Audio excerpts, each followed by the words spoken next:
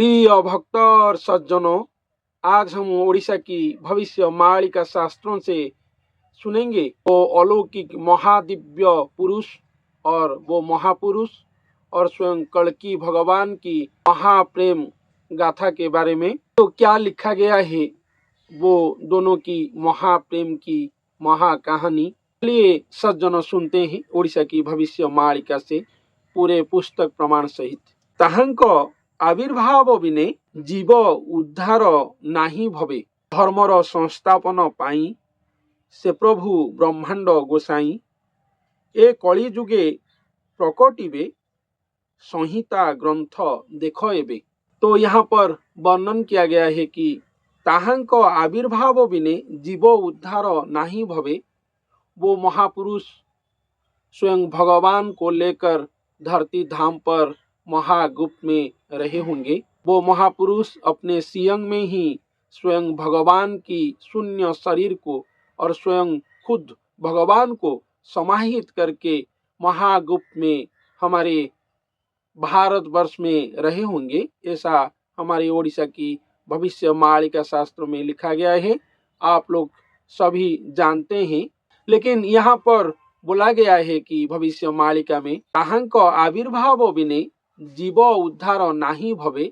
इसका मतलब ये है कि यदि वो महापुरुष और स्वयं भगवान आविर्भाव नहीं होंगे, हम लोगों के बीच अपना परिचय नहीं देंगे, तो हम समग्र जीव समाज और समग्र जीव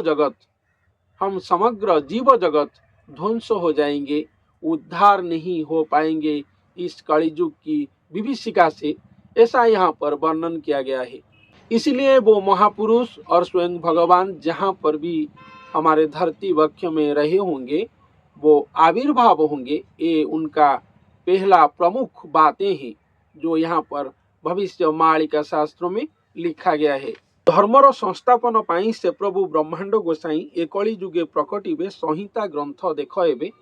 वो धर्म को संस्थापन करने के लिए, समग्र जीव जगत को उद्धार करने के लिए ही प्रकट होंगे। वो प्रभु ब्रह्मांड गोसाई वो महापुरुष के साथ धरती धाम पर प्रकट होंगे। वो प्रकट होंगे और आविर्भाव होंगे तो हम समग्र जीव जगत और विश्ववासी उद्धार होंगे। यहाँ पर जो संहिता ग्रंथ के बारे में बताया गया है, वो कोई हमारे पुस्तक के बारे में नहीं बताया गया है। वो संहिता ग्रंथ का मतलब ये है कि वो महापुरुष के अंग में महावैज्ञानिक पद्धति में स्वयं भगवान आएंगे। वो कैसे आएंगे? वो महापुरुष के अंग में खुद स्वयं भगवान अलेख ही लिखित होंगे। तो जो अलेख भगवान है वो स्वयं निराकार ब्रह्म ही है। वो कभी भी मानव अंग में रचना नहीं हुए हैं, उनका जोनि संभूत जन्म नहीं है। इसलिए वो अजनी संभूत प्रक्रिया में धरती धाम पर कलियुग की अंतिम समय पर एक महापुरुष के अंग में ही आएंगे, संहिता ग्रंथ के रूप में आएंगे। वो महापुरुष के अंग में स्वयं भगवान अजनी संभूत प्रक्रिया में जन्म लेंगे, जिसको संहिता ग्रंथ बोला जाएगा। जैसे जैसे भगवान महागुप्त में उनके साथ महामिलन होंगे, महासमाधि योग साधना में, महाप्रेम साधना में, वही जो समय लगेगा, वही जो महाविज्ञान पद्धति में एकाकार होंगे, वही जो रचना होगा, उसी को ही यहाँ पर संहिता ग्रंथ के रूप में भविष्य मालिका शास्त्रों में वर्णन किया गया है। ये जन्म लीला रसायन प्रकट अप्रकट जान, नित्य लीला जे यहा होई, केबे हैं लोप न हुई। यहाँ पर जो बताया गया है कि ये जो भगवान का जो जन्म रसायन लीलाखड़ा है, ये नित्य है। यहाँ पर वो नित्य लीलाखड़ा का कभी लुप्त विलुप्त नहीं होगा, कभी भी ये लीलाखड़ा धरती धाम से लुप्त नहीं होगा। इसका मतलब ये है कि ये सदा दिन धरती धाम जब तक रहा होगा, तब तक ये लीलाखड़ा का जो गुण कीर्ति जो रसामृत है, वो भी धरती माटी पर और धरती धाम पर रहा होगा। ऐसा यहाँ पर वर्णन किया गया है। इसलिए वर्णन किया गया है कि ये जन्म लीला रसायन प्रकट अप्रकट जान, वो भगवान प्रकट होकर यहाँ पर दर्शन देकर पहचान देंगे और अभी अप्रकट होकर भी रहे होंगे, लेकिन वो लीलाखला और जन्म रसायन यहाँ पर रहा होगा। इसीलिए नित्य लीला जे यह हुई केबे ही लोपो न होई, स्वयं भगवान पूर्ण ब्रह्म आएंगे। इसलिए उनका जो लीलाखला है इसको नित्य बोला गया है, इसका कभी भी लुप्त विलुप्त धरती धाम से नहीं होगा, ऐसा यहाँ पर वर्णन किया गया है।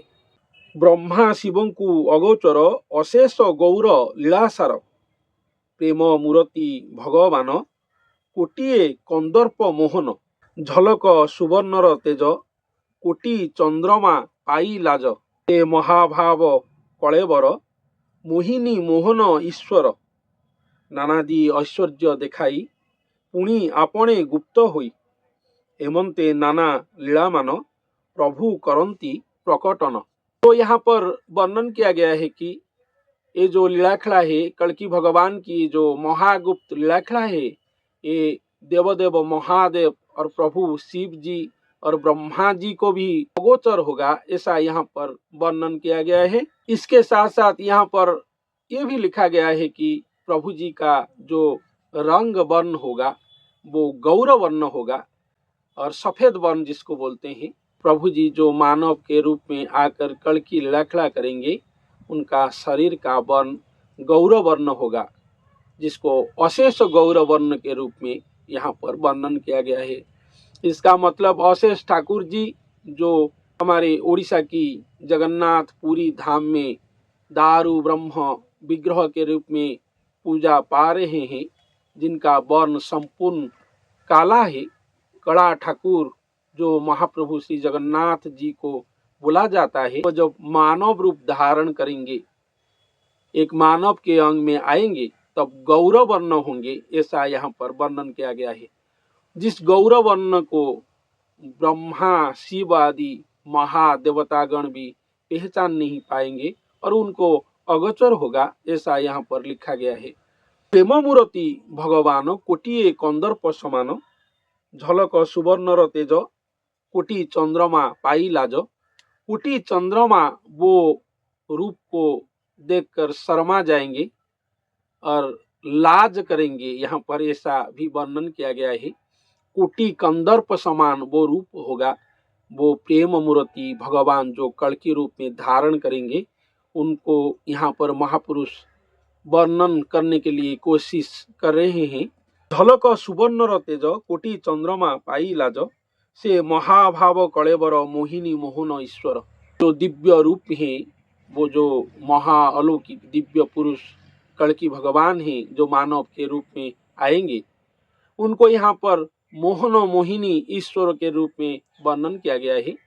मोहन मोहिनी का मतलब अर्धनारीश्वर होता है, जुगड़ांग रूप है, जैसे राधा कृष्ण जुगड़ांग होते हैं, जैसे लक्ष्मी नारायण जुगड़ांग होते हैं, जैसे यहाँ पर मोहन मोहिनी बताया गया है, क्योंकि यहाँ पर दोनों आएंगे। एक तो वो महापुरुष आएंगे जो मानव के रूप में जन्म लिए होंगे, और एक खुद स्वयं पूर्ण ब्रह्म और निराकार ब्रह्म आएंगे उनके अंग में अजनी संभूत प्रक्रिया में, इसलिए वो मोहन मोहिनी के रूप में एक अंग में रहे होंगे, इसलिए उनको मोहन मोहिनी ईश्वर बोला गया है। वो ईश्वर ही है, खुद ही ईश्वर है, वो दोनों नहीं है, एक है।